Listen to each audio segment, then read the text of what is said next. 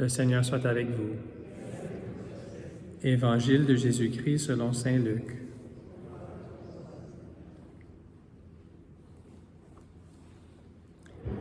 En ce temps-là, quelques Sadducéens, ceux qui soutiennent qu'il n'y a pas de résurrection, s'approchèrent de Jésus et l'interrogèrent.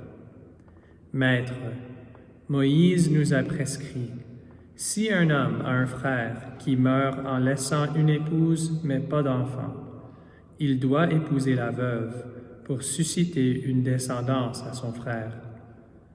Or, il y avait 7 frères. Le premier se maria et mourut sans enfant. De même, le deuxième, puis le troisième épousèrent la veuve, et ainsi tous les 7. Ils moururent sans laisser d'enfant. Finalement, la femme mourut aussi. Eh bien, à la résurrection, cette femme-là, duquel d'entre eux sera-t-elle l'épouse, puisque les 7 l'ont eue pour épouse? Jésus leur répondit, « Les enfants de ce monde prennent femme et mari, mais ceux qui ont été jugés dignes d'avoir part au monde à venir et à la résurrection d'entre les morts, ne prennent ni femme ni mari, car ils ne peuvent plus mourir. Ils sont semblables aux anges. Ils sont enfants de Dieu et enfants de la résurrection. Que les morts ressuscitent, Moïse lui-même le fait comprendre dans le récit du buisson ardent, quand il appelle le Seigneur le Dieu d'Abraham, Dieu d'Isaac, Dieu de Jacob. Il n'est pas le Dieu des morts, mais des vivants. Tous, en effet, vivent pour lui. Alors, certains scribes prirent la parole pour dire, « Maître, tu as bien parlé. » Et ils n'osaient plus l'interroger sur quoi que ce soit. Acclamons la parole de Dieu.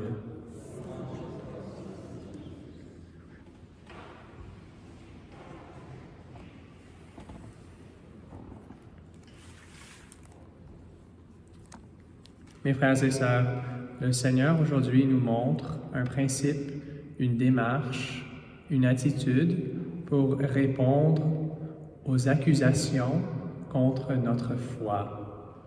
Nous les chrétiens, il y a beaucoup de personnes qui nous accusent de choses qui ne sont pas vraies. Et souvent, on a honte, on ne sait pas comment répondre. On fait seulement espérer que la vérité va venir, mais on ne sait pas quoi dire, quoi faire. On voit souvent Jésus répondre aux questions qu'on lui pose par des questions lui-même. Il leur pose des questions.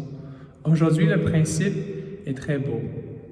Souvent, quand il y a une accusation contre notre foi, contre les enseignements de l'Église, contre la Bible, toutes ces choses-là, il y a une attaque contre une vérité. Et l'accusation est vraiment l'opposé de ce qui est vrai. Alors, les Sadducéens prenaient seulement les 5 premiers livres de la Bible, la Torah. Ils pensaient que les autres livres n'étaient pas vraiment dans la Bible. Alors, il dit à Jésus, la position de la résurrection après la mort, ce n'est pas biblique, ce n'est pas dans les livres de Moïse. Alors, il approche Jésus pas par une question sincère aujourd'hui. Il se moque de sa position. Il attaque vraiment les 7 frères. Ça, c'est quelque chose de ridicule pour essayer de piéger Jésus dans un coin. C'était pas quelque chose de « Oh, vraiment, Seigneur, c'est quoi la réponse? » Non, ils disent « Ah, cette position, c'est tellement stupide, on va lui montrer que c'est stupide, on va le mettre un piège. » Alors Jésus, comment est-ce qu'il s'en sort? Il réalise que la vérité, évidemment, c'est qu'il y a la résurrection, mais que c'est l'opposé. Ceux qui disent que c'est pas biblique, Jésus dit non, vraiment, c'est vous qui ne connaissez pas la Bible. Parce que dans le récit du buisson ardent, on entend que le Dieu est le Dieu d'Abraham, d'Isaac et de Jacob, et il explique. Dans ce principe, que la vérité qu'on a est attaquée parce qu'elle est tellement riche pour nous. Et c'est l'inverse. Ceux qui disent des choses C'est vraiment eux qui ont cette réalité qui n'est pas vraie. Je vais vous donner quelques exemples. Par exemple, la majorité des catholiques, s'ils tiennent à leur foi, entendent que l'Église restreint vraiment les personnes dans leur sexualité, dans le mariage. Les règles de l'Église, c'est quelque chose démodé. Et on doit vraiment se libérer. C'est les chrétiens qui vivent sous un fardeau. Mais c'est quoi la réalité là? Ça, c'est la réalité de l'amour qui est vrai, qui est sincère. Le diable sait que le mariage, c'est la seule façon d'aimer complètement une autre personne avec les facultés sexuelles. Alors, il attaque cela. Alors, c'est quoi la vérité? C'est l'opposé.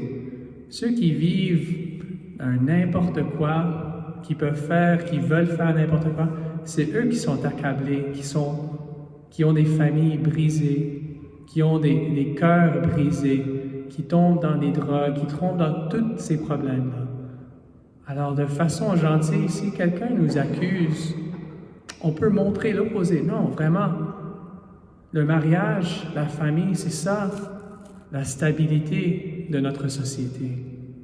C'est ça qui rend les personnes heureuses, savoir qu'on est protégé par des personnes qui nous aiment, que l'amour va être pour toute la vie, pas pour juste quand j'ai envie. Et vraiment, c'est l'opposé qui mène au malheur. Regarde la vie, regarde toutes les choses qu'on voit dans le monde. Ça, c'est l'opposé, vous voyez. D'autres choses qu'on entend dans notre foi, que l'Église est contre la science, est contre la raison, est contre... Mais ça peut pas être plus loin de la vérité. C'est l'Église qui a inventé l'université, qui a découvert la méthode scientifique. Quand on dit que la Bible, c'est toutes des choses, c'est des récits qu'on a inventés. La Bible et les textes bibliques sont les textes anciens les plus étudiés, qu'on a les plus de manuscrits. Mais c'est vraiment l'opposé. On a tellement de choses qui supportent ce qu'on croit. Alors si quelqu'un nous accuse qu'on fait juste croire des choses sans raison, non, c'est les catholiques, c'est les chrétiens qui ont vraiment inventé le système universitaire, qui ont les meilleurs scientifiques étaient vraiment des chrétiens. Avant cela, on ne pouvait pas étudier le monde parce qu'on avait peur qu'il y avait des dieux un peu partout qui allaient nous attaquer si on regarde aux plantes. C'est des choses comme ça. Finalement, je donne un dernier exemple et j'espère que ça nous rapproche de Dieu aujourd'hui. Et ça peut aussi, pas seulement dans les conversations intellectuelles, mais dans notre propre cœur, quand on ressent des attaques du diable envers le Saint-Sacrement. On pense que la vérité là qui est attaquée, c'est la présence de Jésus avec nous. Il nous aime, il donne son cœur complètement à nous. Alors qu'est-ce qu'on ressent des fois quand on s'approche de la messe du Saint-Sacrement? Si Jésus est là, je ne sais pas, c'est un symbole? Non, c'est pas un symbole, mais il est loin, il est silencieux. S'il me regarde, il ne se soucie pas trop de moi, il est vraiment... Ça, c'est l'attaque qu'on reçoit, des doutes dans notre cœur quand on s'approche du Saint-Sacrement. Mais vraiment, c'est l'opposé, complètement inverse. Dans le Saint-Sacrement, c'est où est-ce qu'on est le plus proche de Dieu.